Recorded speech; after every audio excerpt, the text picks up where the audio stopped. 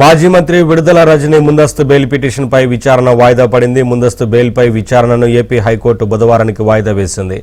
Quarry యజమానులను బెదిరించి డబ్బులు వసూలు చేశారన్న ఆరోపణలతో ఏసీబీ అధికారులు నమోదు చేసిన కేసులో విడుదల రజనీ ముందస్తు బెయిల్ కోసం పిటిషన్ దాఖలు చేశారు.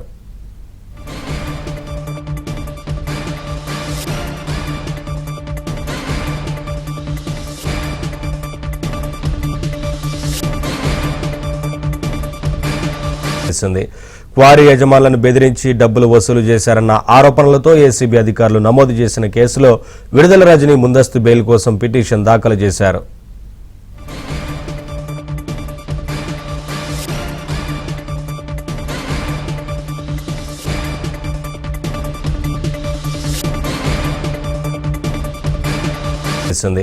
క్వారీ యజమానులను బెదిరించి డబ్బులు వసూలు చేశారన్న ఆరోపణలతో ఏసీబీ అధికారులు నమోదు చేసిన కేసులో విడుదల రజనీ ముందస్తు బెయిల్ కోసం పిటిషన్ దాఖలు చేశారు.